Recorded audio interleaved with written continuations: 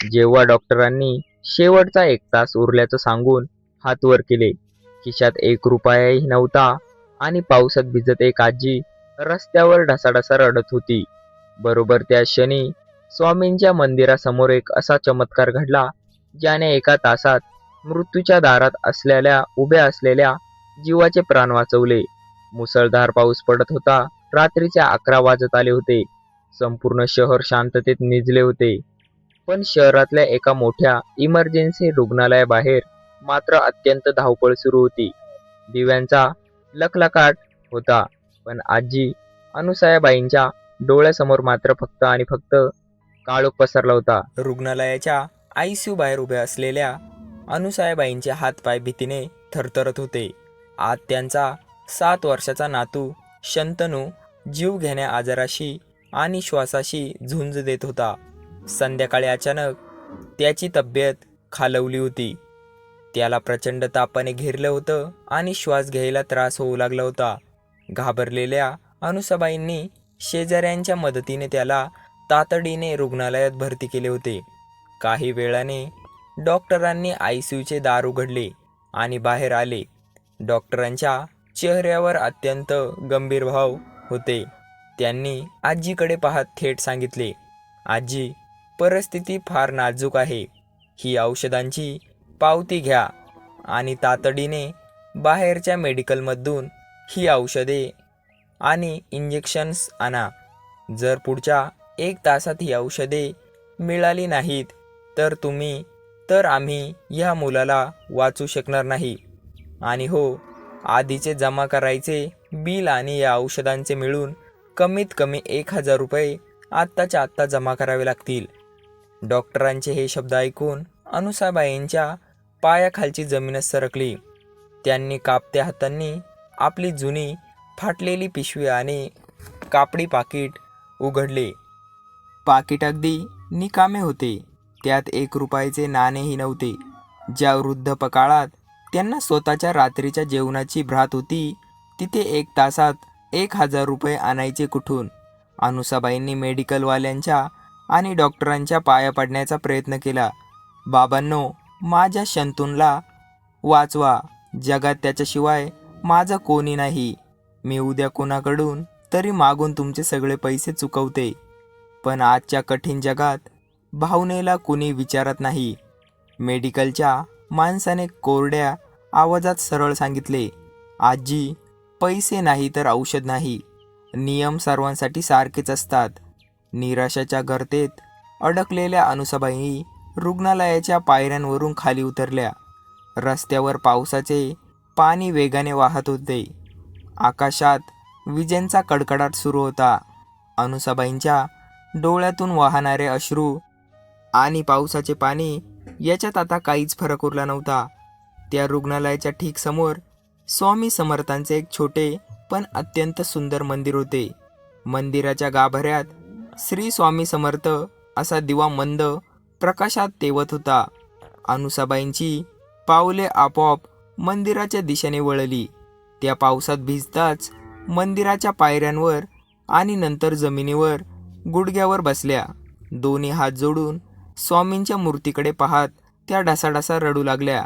अहो स्वामीराया, मी तर आयुष्यात कधी कुणाचं वाईट केलं नाही. मग माझ्या या निष्पाप नातवाचा काय दोष? औषधाला 1 रुपयाही नाही माझ्याकडे. जर माझ्या शंतूने वाचला नाही तर मी तरी जगून काय करू? भिवू नकोस, मी तुझ्या पाठीशी आहे. असं रोज म्हणता ना तुम्ही, मग आज माझी एवढी कठीण परीक्षा का? त्यांचा आक्रोश एवढा तीव्र आणि हृदयस्पर्शी होता की मंदिरातील शांततेत फक्त त्यांच्या हृदयांचा आवाज घुमत होता. वेळ वेगाने निघून जात होती. डॉक्टरांनी दिलेल्या 60 मिनिटांपैकी 30 मिनिट आधीच निघून गेली होती. शंतूंचा प्रत्येक श्वास कमी होत चालत होता. अनुसयाबाईंनी हताश होऊन मंदिरांच्या पायरीवर डोके टेकवले. रडून रडून त्यांचे शरीर पार थकले होते. आता सर्व आशा संपल्याचे वाटत होते. त्यांनी उठण्याचा प्रयत्न केला, पण ओलसर चिखलात त्यांचा हात घसरला. स्वतःला सावरताना त्यांची नजर मंदिराच्या मुख्य प्रवेशद्वाराजवळील एका कोपऱ्यात गेले. तेथे पावसात भिजणाऱ्या चिखलात काहीतरी विचित्र रीतीने चमकत होते. अनुसाबाईंनी उत्सुकतेने आणि अविश्वासाने तो भाग हाताने बाजूला केला.